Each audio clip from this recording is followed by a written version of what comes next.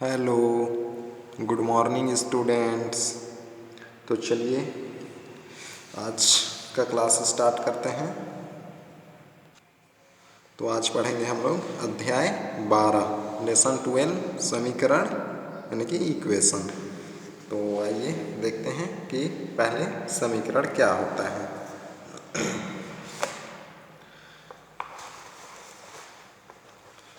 तो ये है समीकरण का परिभाषा। तो अध्याय 12 समीकरण यानी कि इक्वेशन। तो आइए देखते हैं। तो समीकरण क्या होता है? प्रतीकों की सहायता से व्यक्त किया गया एक गणितीय कथन है जो दो वस्तुओं को समानता अथवा तुल्य बताता है। तो समीकरण क्या है? समीकरण प्रतीकों की सहायता से व्यक्त किया गया एक गणितीय कथन है जो दो वस्तुओं को समान अथवा तुल्य बताता है। तो ये है समीकरण का परिभाषा। तो आइए देखते हैं आगे। तो यहाँ प्रतीकों का अर्थ है चिन्ह, प्लस माइनस मल्टीप्लाई डिवाइड। तो इसमें क्या है? और एक बात देखते हैं। समीकरण क्या है? प्रतीकों की सहायता से व्यक्त किया गया गणितीय कथन जो दो वस्तुओं को समान अथवा तुल्य बताता है समीकरण कहलाता है। प्रतीक अर्थात प्लस माइनस मल्टीप्लाई डिवाइड। तो इन चिन्हों से है प्रतीकों का अर्थ। तो दो वस्तुओं के बीच क्या बताता है समीकरण? समान अथवा तुल्यता बताता है। तो आइए एग्जाम्पल देखते हैं इसका।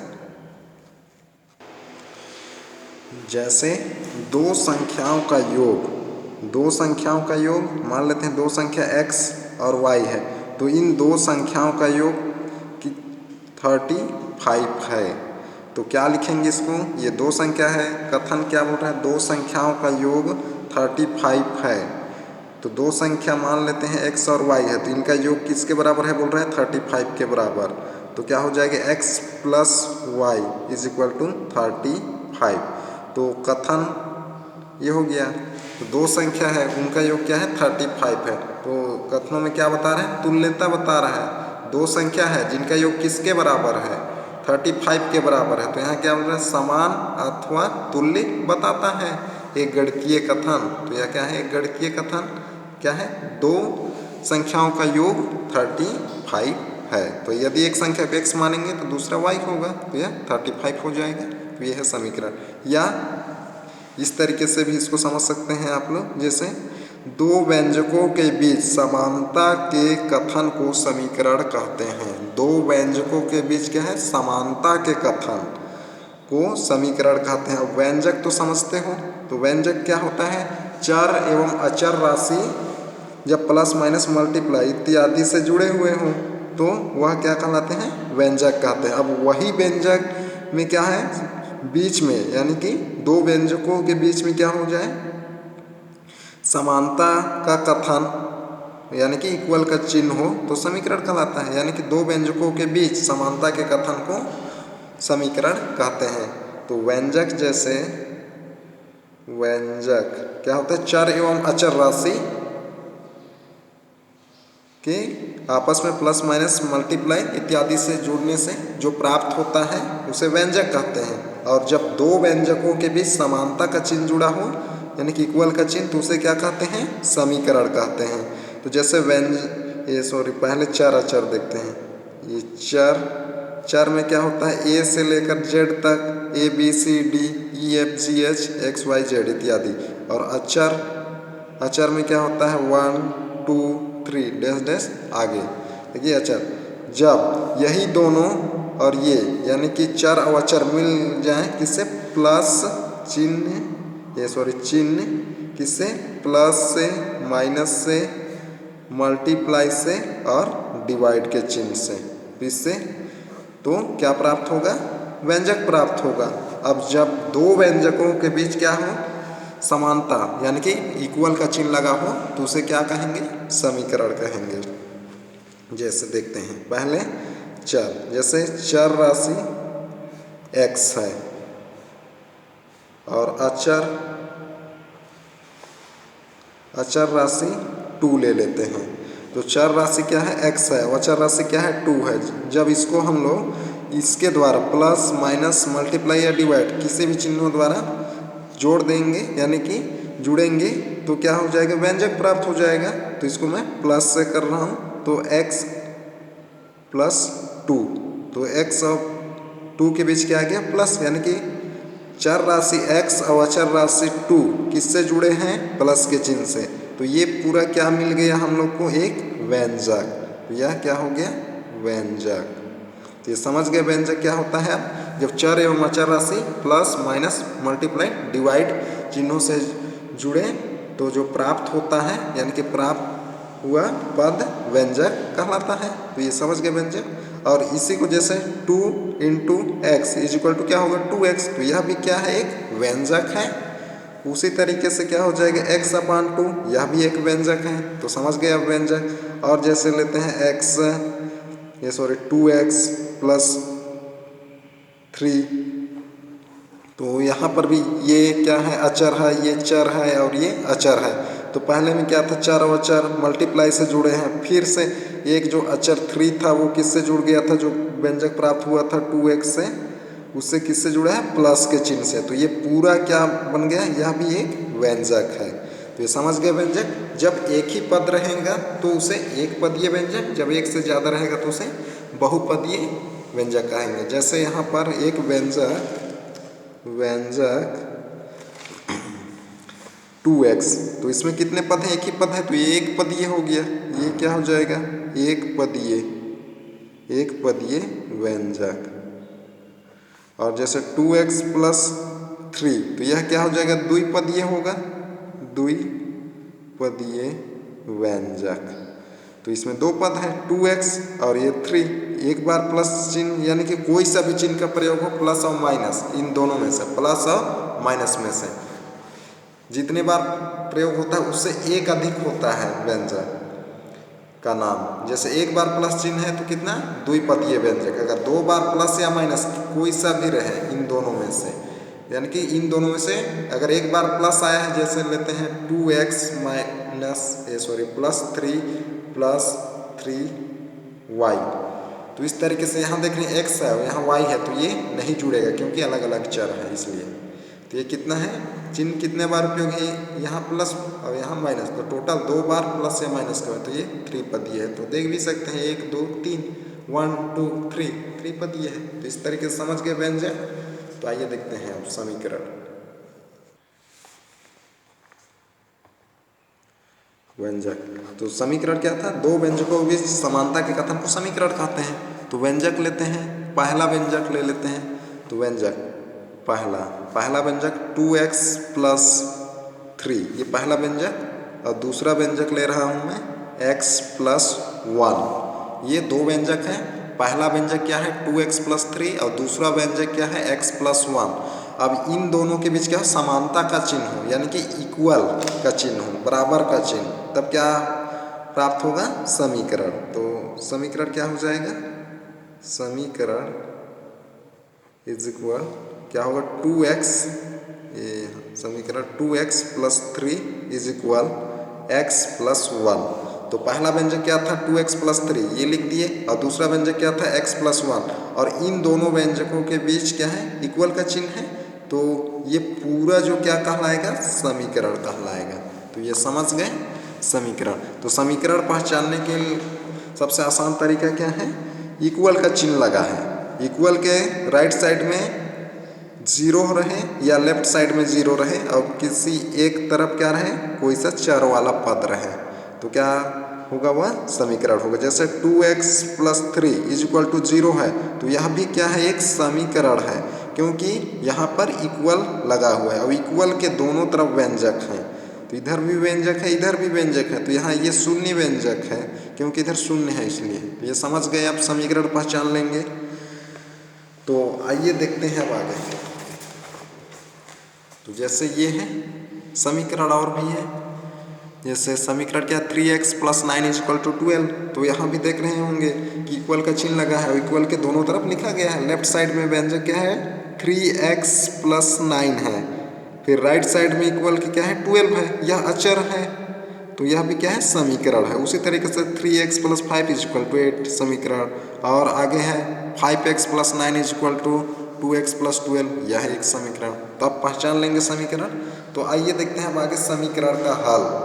तो समीकरण का हल अर्थात हल कीजिए या हल करना, अर्थात समीकरण में उपस्थित जो भी चर राशि है a से लेकर z तक का अक्षर में से कोई सा भी हो, उसका मान ज्ञात करना ही क्या कहलाता है, समीकरण हल करना कहलाता है।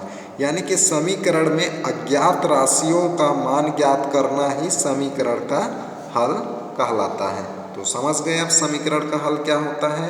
तो आइए देखते हैं अब समीकरण को हल किस तरीके से करते हैं। तो यही से लेते हैं हम लोग। पहला समीकरण क्या लेते हैं, 3x + 9 = 12। तो इसका हल आइए करते हैं। तो ये है समीकरण। तो समीकरण हल करना कर तो समझ गए। समीकरण में उपस्थित अचर राशि का चर राशि का मान ज्ञात करना, यानी कि जो भी चर राशि रहे a b c d x y z, उनका मान ज्ञात करना ही समीकरण का हल करना होता है। तो यहाँ समीकरण है हम लोग का 3x + 9 = 12। तो ये समीकरण है। इसमें इसका हल करेंगे, अर्थात हम लोग किसका मान निकालेंगे, x का मान निकालेंगे, क्योंकि यहाँ अज्ञात राशि या चर राशि क्या है, x ही है। तो इसी का मान ज्ञात करना है। तो सबसे पहले ये देखना है कि यहाँ किस किस चिन्हों से जुड़ा गया है समीकरण। तो यहाँ ये व्यंजक जो है, जिसमें एक जो है 3x और दूसरा जो पद है 9 है। तो सबसे पहले जिसमें चर राशि ना हो उसको पक्षांतर करना है, यानी कि एक ही तरफ लाना है। तो यानी कि उसमें चर राशि ना हो। तो यहाँ देख रहे हैं 12 में नहीं है और 9 में नहीं है चर राशि। तो पहले इसको एक साइड करेंगे, यानी कि एक तरफ करेंगे। उसके बाद में जिसमें चर राशि जुड़ा रहता है उसको अलग करते हैं। तो सबसे पहले किसको अलग करेंगे, 9 को। तो इक्वल के एक साइड से दूसरे साइड ले जाते हैं। तो यदि प्लस में जुड़ा है तो माइनस हो जाता है, दूसरे साइड जाएगा तो इक्वल के। और यदि मल्टीप्लाई में जुड़ा है तो डिवाइड हो जाएगा, और डिवाइड में जुड़ा है तो मल्टीप्लाई हो जाएगा। तो ये याद रखेंगे आप लोग। तो आगे और क्वेश्चन करेंगे तो समझ में आ जाएगा। तो चलिए देखते हैं। तो पहले 9 को पक्षांतर, यानी कि इक्वल के दूसरे साइड ले जाते हैं तो उसको पक्षांतर कहते हैं। तो क्या हो जाएगा, 3x = 12। यह है 9 को उधर ले जा रहे हैं। यहाँ 9 के पहले जो भी राशि है या पद है, संख्या है, उसके पहले जो चिन्ह रहता है वह उसका होता है। 9 यहाँ है तो 9 के पहले कौन है, प्लस का चिन्ह है। तो ये प्लस किसका है, इस 9 का है। तो ये 9 इक्वल के दूसरे साइड ले जा रहे हैं तो क्या हो जाएगा, प्लस का उल्टा माइनस, और माइनस का उल्टा प्लस हो जाएगा। और मल्टीप्लाई रहेगा तो डिवाइड, और डिवाइड रहेगा तो मल्टीप्लाई। तो 9 उधर जाएगा तो क्या हो जाएगा, -9। इतना समझ गए। तो यहाँ लिख देंगे पक्षांतर करने पर किसका पक्षांतर किए हैं, 9 का। तो इतना समझ गए। तो आगे देखते हैं।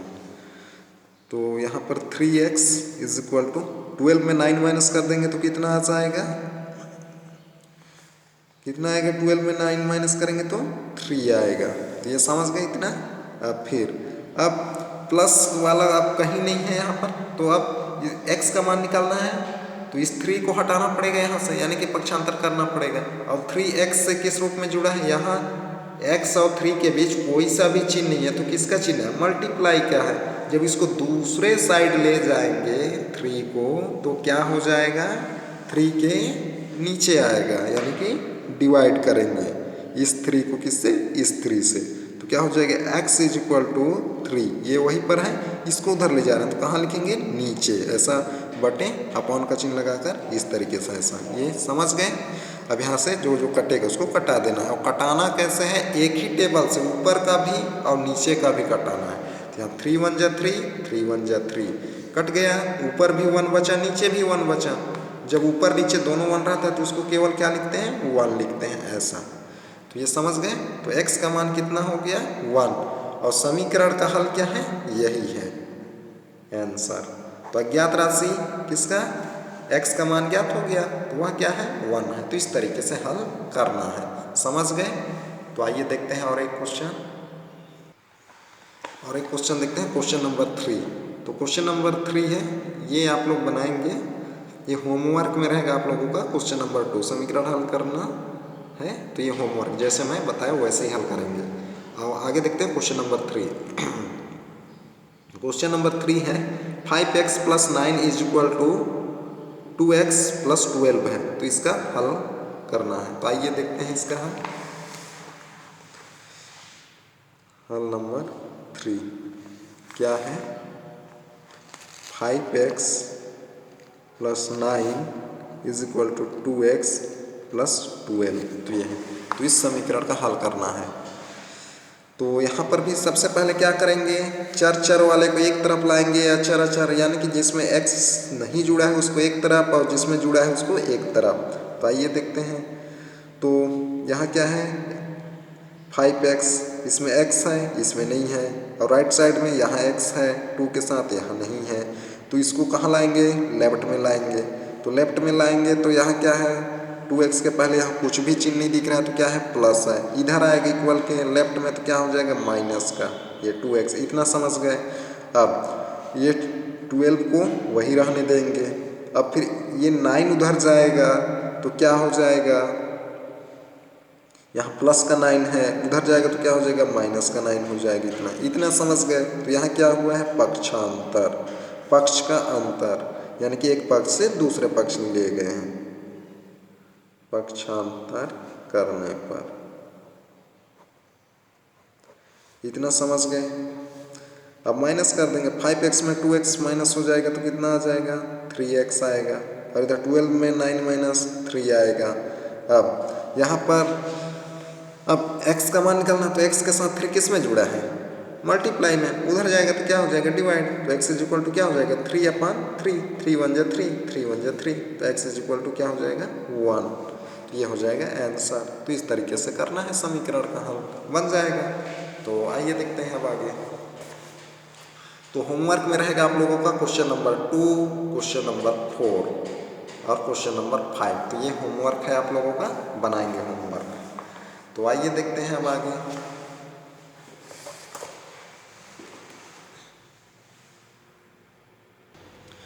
तो आइए देखते हैं अब आगे उदाहरण नंबर 1। तो अभी जो पढ़े जिसमें बटन नहीं रहता था इससे पहले, अभी जो पढ़े जिसमें अपोन वाला है। तो आइए देखते हैं इसको किस तरीके से हल करना है। तो यहाँ क्या है, समीकरण 2x + 5/3x + 1 = 3/11 को हल कीजिए। तो इससे पहले तो ऐसा नहीं था। तो अब इस तरीके से रहेगा तो क्या करना है, अपोन वाला रहेगा तो यानी कि बटे वाला, तो सबसे पहले तिर्यक गुणा कर देना है। अब तिर्यक गुणा आइए देखते हैं किस तरीके से हल करना है इसको। तो ये है समीकरण उदाहरण नंबर 1। तो दिया गया समीकरण क्या है 2x + 5/3x + 1 = 3/11 है। तो यहाँ क्या कर देंगे तिर्यक गुणा करेंगे। तिर्यक गुणा करना अर्थात इस तरीके से, जैसे ये 2x + 5 का किससे 11 से करेंगे और 3x + 1 का किससे 3 से करेंगे। यानी कि इक्वल के लेफ्ट साइड में जो ऊपर है उसका इक्वल के राइट साइड के नीचे से करना है, ये है। और इक्वल के लेफ्ट साइड के नीचे का मल्टीप्लाई किससे इक्वल के राइट साइड के ऊपर से करना है, यानी कि एरो का निशान बना दे रहा हूँ मैं। तो इस तरीके से ऐसा मल्टीप्लाई करना है। तो क्या करना है तिर्यक गुणा करना है। तो तिर्यक गुणा करते हैं। तो यानी कि 2x + 5 का मल्टीप्लाई किससे हो रहा है 11 से हो रहा है। तो यहाँ पर लिख देंगे मल्टीप्लाई 11 = अब इक्वल था यहाँ तो इक्वल का चिन्ह लगाएंगे, और यहाँ क्या है 3 था तो 3 × 3x + 1। ये इतना समझ गए। तिर्यक गुणा हो गया, ये क्या कर दिए तिर्यक गुणा करने पर ये हो गया। अब यहाँ से मल्टीप्लाई कर देना है 11 का इन दोनों से, ब्रैकेट के अंदर में है जितना है सबके साथ, और चिन्हों का भी ध्यान रखना है। तो 11 का 2 से करेंगे तो कितना हो जाएगा 22 आएगा। यहाँ x है तो x लिखेंगे, फिर यहाँ प्लस है यहाँ भी प्लस है, 11 के सामने यहाँ मल्टीप्लाई है तो 11 किस में है प्लस में है। तो तो क्या हो जाएगा 11 मल्टीप्लाई 5 55, 11 5 जा ये हो गया यहाँ इक्वल, और 3 3 जा 9x, 3 1 जा 3 ये हो गया। अब यहाँ से एक एक तरफ अब उस तरीके से प्राप्त हो गया जैसे हम लोग हल करते थे वैसा। तो अब यहाँ x वाले को एक तरफ, 9 इधर आएगा, 55 इधर चल जाएगा। तो अब यहाँ हल कर देते हैं तो पक्षांतर होगा तो क्या हो जाएगा 22x, 9 इधर आएगा तो माइनस का 9x इक्वल, अब ये 3 अपने जगह पास, 3 को कहीं नहीं ले जा रहे हैं, किसको, इसको उधर ले रहे हैं, तो क्या हो जाएगा माइनस का 55। तो यहाँ क्या हो गया है पक्षांतर, पक्षांतर करने पर माइनस कर देंगे 22 में 9 तो कितना आएगा 13, तो यहाँ क्या लिख देंगे 13x। अब यहाँ पर माइनस करेंगे, अब यहाँ 55 माइनस में 3 प्लस में है तो माइनस ही करेंगे क्योंकि दोनों का चिन्ह अलग अलग है तो माइनस ही करना है। जब भी दो संख्याओं में चिन्ह अलग अलग रहे, यानी कि एक में प्लस रहे एक में माइनस रहे, तो जो बड़ा रहेगा उसी में माइनस करना है और आंसर में क्या लगाना है, जिसमें बड़ा चिन्ह रहेगा उसी चिन्ह को लगाना है। तो यहाँ 55 माइनस में है तो आंसर किस में आएगा, माइनस में है। तो 55 में 3 माइनस कर देंगे तो कितना हो जाएगा 52, किसमें, माइनस में 52, ये हो गया। अब x निकालना है तो x इज इक्वल टू क्या होगा 13 को पक्षांतर, तो माइनस का 52 अपॉन 13, 13 से आप कटा देंगे, 13 1 जा 13, 13 4 जा 42 होता है। तो x का मान कितना आ गया -4, तो ये हो जाएगा आंसर। तो इस तरीके से बनाना है तो बन जाएगा। तो आगे अगले क्लास में पढ़ेंगे। तो आज का क्लास यहीं तक। Okay bye.